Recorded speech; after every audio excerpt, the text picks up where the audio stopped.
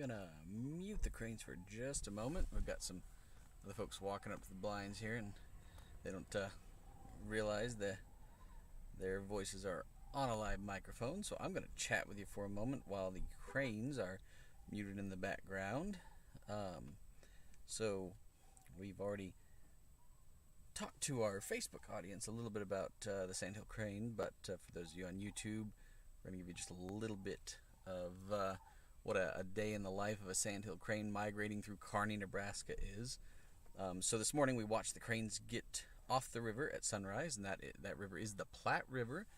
It's a nice, shallow, braided channel, and the cranes like to roost out in the water. They will actually stand in the water on the sand in large flocks to roost overnight, and then as sunrise starts to happen, they will take flight off the river, and they will go out and they will begin feeding basically wherever they can find food. Now, lucky for the Sandhill Cranes, the Platte River Valley is full of croplands, and so a lot of these cranes actually take advantage of cornfields and other ag fields and will feed in those fields.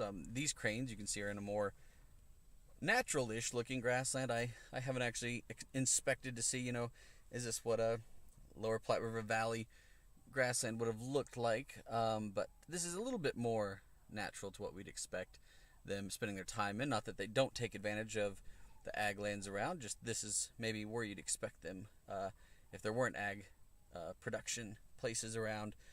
So they go out, they feed through about lunchtime, and then you can see they kind of go into this. A lot of them are sleeping on the ground. Some of them just got their heads tucked while standing. They go into their afternoon napish mode. Same for us. You have a little bit too much to eat, and you throw your feet up in the air a little bit, and maybe you doze off. Now, when they're more active, you'll see things like they'll be dancing. Some people call it, and it's part of their mating rituals or pair bonding or just various forms of communication. They'll do it through wing flaps. You'll see them throw corn cobs or dirt clods up in the air. That's right, they throw things up in the air.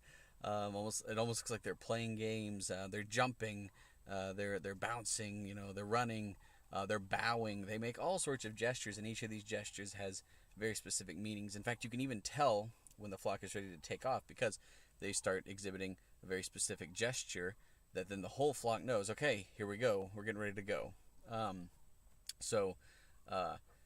have a whole bunch of physical communications that they'll use to talk to each other, as well as, so I said physical, I meant visual communications, as well as verbal. They're very vocal, as you could hear before I muted the microphone, while there's some folks up here at the blind with me. And so another one of their visual communication methods is actually that red on their head. And it is not feathers, but instead it's actually a bald spot, crane pattern baldness. So as the cranes age, that feather line recedes further and further back. And while in humans we don't think of it, maybe sometimes it's stigmatized as it's a bad thing to be bald. In cranes, it actually is a sign of this crane has survived. And maybe is a more fit mate. And so seeing a crane with a large bald patch is actually a very good thing. And the redness of it will change. There's some theory that it changes with age, but as well then they can actually control how flush with red it is based on what messages they're trying to communicate. So they can change the amount of red in that bald patch, as well as it will just also get more red as they age.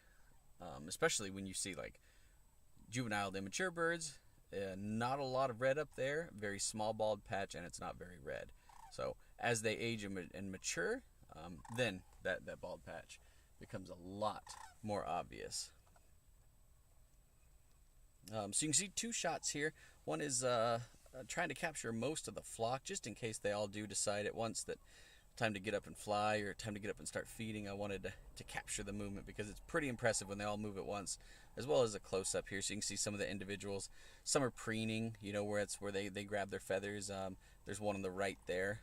In the left camera, on the right side of the camera, you can see there's one preening. There's one that's still kind of probing in the soil, feeding, probably looking for some invertebrates in the soil, maybe some grains in there as well, some native grains. There's another one preening right in the middle. And so that preening is they'll actually grab their feathers and kind of zip them back together, or they'll spread oils on them, or in the case of the sandhill crane, they'll actually spread dirt and stuff on them, which is where they get that rusty stain. It's oxidized soil, and so that's as they turn more orange, you'll actually see it. They'll be turning orange because they're actually rubbing dirt into their feathers. There's also out here, I saw it this morning, haven't seen it yet this afternoon, there is a very dark crane in this flock.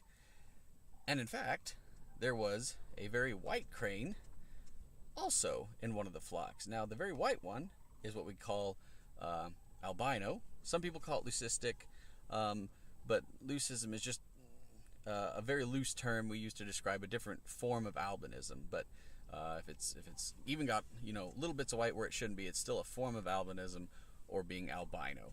And again, varying levels of it. So if you want to just call it leucistic, call it leucistic. But in this flock, there's actually a melanistic sandhill crane, a crane that is very, very dark. Every part of its body, including its bare skin parts. Its head is not that red. Its legs were much darker than all the other adjacent sandhill cranes with it. It is a very dark bird overall, meaning it's producing a lot more melanin than, say, a typical sandhill crane. So areas that are gray on most were charcoal gray on it. Areas that were white were gray on it. And then areas that were, dark gray on a normal sandhill crane, like some of their flight feathers, were almost black on this bird. And so, we might get lucky and it might walk through the camera, but I couldn't find it again when I set this all up. So we'll see. But there is a melanistic crane amongst this flock. Since it looks like I've got a little bit of breathing space between the microphone and the birds, I'm going to turn the birds back up and turn myself down.